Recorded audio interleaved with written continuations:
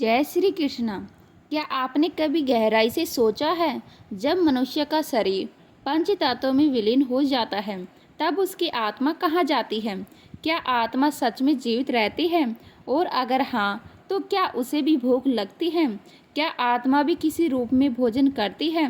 तो आज हम खोलेंगे गरुड़ पुराण के उन रहस्यमय पन्नों को जिन्हें केवल कुछ ही लोग जानते हैं। वो गुण ज्ञान जो जीवन, मृत्यु और आत्मा के वास्तविक स्वरूप को उजागर करता है। यह कोई सामान्य ग्रंथ नहीं, स्वयं भगवान विष्णु द्वारा गरुड़ जी को उपदेशित शाश्वत सत्य है, जो मृत्यु के बाद की यात्रा को विस्तार से समझाता है।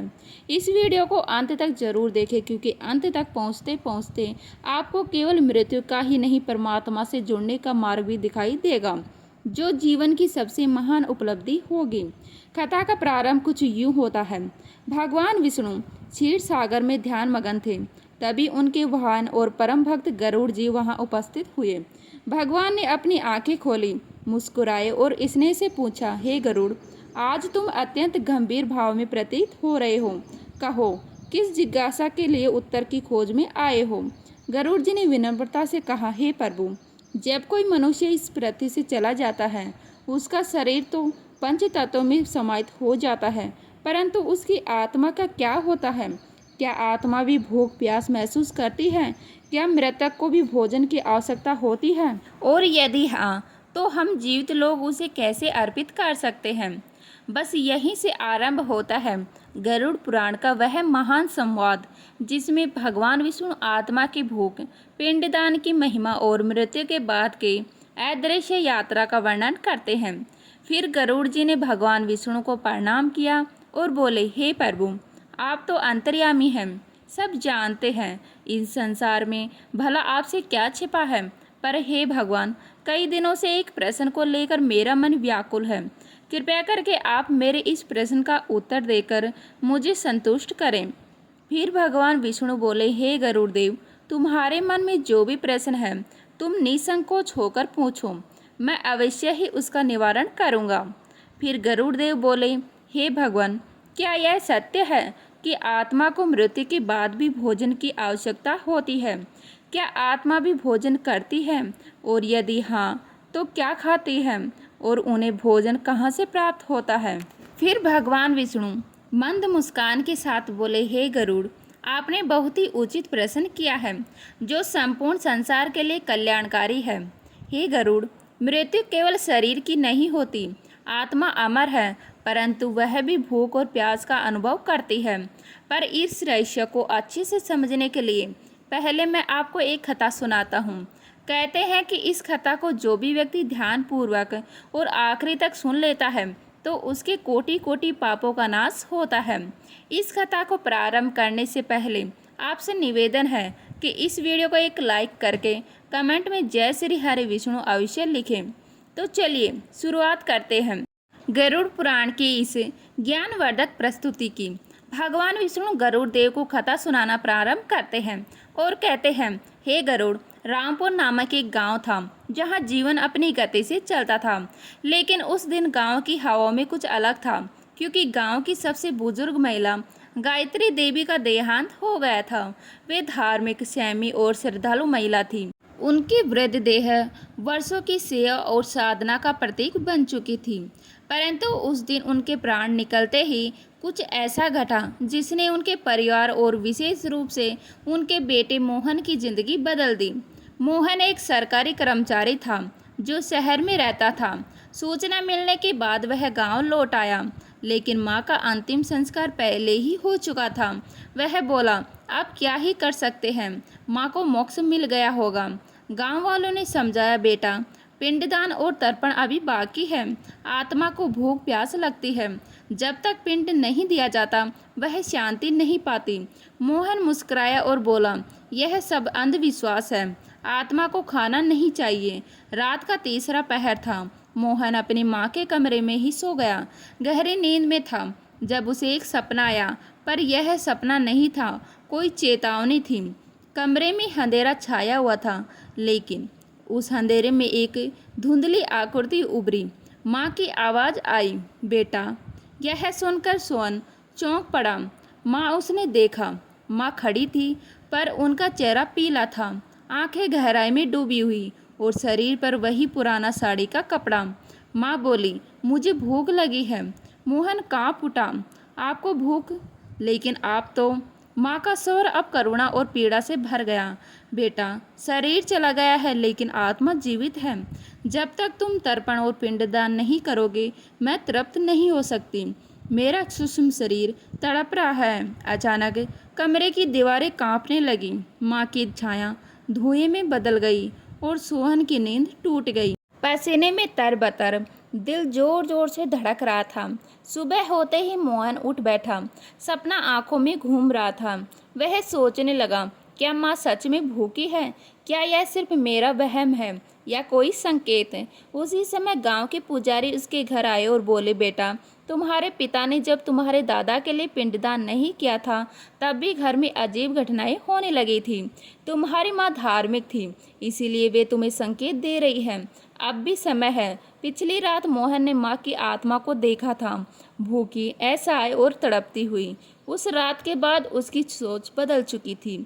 वह जानना चाहता था, क्या सच में आत्मा को भूख लगती है? क्या यह सब केवल एक सपना था या गरुड़ पुराण में सचमुच इसका कोई प्रमाण है? वह गांव के वृद्ध और विद्वान पंडित त्रिभुवन शर्मा के पास गया। उन्होंने गरुड़ पुराण का संदर्भ खोलते हुए कहा, बेटा, जब कोई जीव इस शरीर को छोड़ता है तब उसकी आत्मा सूक्ष्म शरीर में प्रवेश कर लेती है।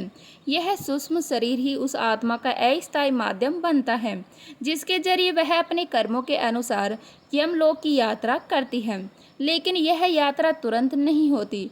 मृत्यु के बाद आत्मा कम से कम 10 दिन तक इस पृथ्वी पर ही रहती है। वह अपने घर, अपने प्रियजनों के बीच ही भटकती है, परंतु अब वह किसी को छू नहीं सकती, अपनी बात कह नहीं सकती, सिर्फ महसूस कर सकती है पीड़ा, अकेलापन और भूख। जिस प्रकार शरीर को भोजन चाहिए होता है, उसी तरह सूक्ष्म शरीर को भी एक प्रकार का पोषण चाहिए होता है। यह पोषण तिल, जल और पिंडदान के माध्यम से उसे प्राप्त होता है। आत्मा को शांति तभी मिलती है जब उसके लिए तर्पण और श्राद्ध कर्म विधि पूर्वक किए जाएं। गरुड़ पुराण में लिखा है, यदा यदा शरीर तव त्यक्ता आत्मा यमलोक गच्छन्ति तदा तस्मै तर्पण तंत चेत आत्मा सुसात्र भवन्ति। अर्थात यदि आत्मा के लिए तर्पण न किया जाए तो वह सुधा से व्याकुल हो जाती है। फिर मोहन ने उत्सुकता से पूछा, लेकिन आत्मा तो अदृश्य है, वह भोजन को कैसे ग्रहण करती है? पंडित जी मुस्कुराए और बोले, बिल्कुल सही प्रश्न है। आत्मा स्वयं भोजन नहीं खा सकती क्योंकि उसमें स्थूल शरीर नहीं होता। लेकिन जब परिवारजन श्रद्धा और मंत्रों के साथ तर्पण और पिंडदान करते हैं तो वह सूक्ष्म ऊर्जा के रूप में आत्मा तक पहुंचता है। वह भाव को ग्रहण करती है, पदार्थ को नहीं। यदि तर्पण श्रद्धा और प्रेम से किया जाता है तो आत्मा तृप्त हो जाती है, लेकिन यदि इसे उपेक्षा से किया जाए या बिल्कुल ना किया जाए तो आत्मा भूखी रह जाती है। यह सुनकर सोहन भयभीत हो गया। फिर पंडित जी बोले, जब आत्मा को उसकी भूख का समाधान नहीं मिलता है तो वह धीरे धीरे क्रोधित और व्याकुल हो जाती है। कई बार वह घर के सदस्यों को संकेत देती है, सपने में आना, किसी की तबीयत खराब होना, घर में अशांति फैलना, यहाँ तक कि पितृ दोष उत्पन्न हो जाना। यह सब आत्मा की असंतुष्टि के लक्षण हैं। पिंडदान मृत आत्मा के लिए वही है जो किसी यात्री के लिए रास्ते का भोजन होता है। जब पिंडदान विधि पूर्वक होता है, तिल, कुश, जल और मंत्रों के साथ, तब आत्मा को वह ऊर्जा मिलती है जिससे वह यमलोक की यात्रा पूरी कर पाती है। बिना पिंडदान के आत्मा भटकती है और कई बार प्रेत बन जाती है। 10वें एकादश और 12वें दिन किए गए कर्म आत्मा के दिन भोजन और विश्राम का कार्य करते हैं। फिर 1 वर्ष तक प्रति माह श्राद्ध और पितृपक्ष में तर्पण, यह सब मिलकर आत्मा को मोक्ष की दिशा में भेजते हैं। अब मोहन मौन था, लेकिन उसका हृदय संकल्प से भर चुका था। वह बोला, मैं माँ के लिए विधि पूर्वक पिंडदान करूँगा। उन्हें भूख नहीं लगनी चाहिए, यह मेरा पुत्र धर्म है।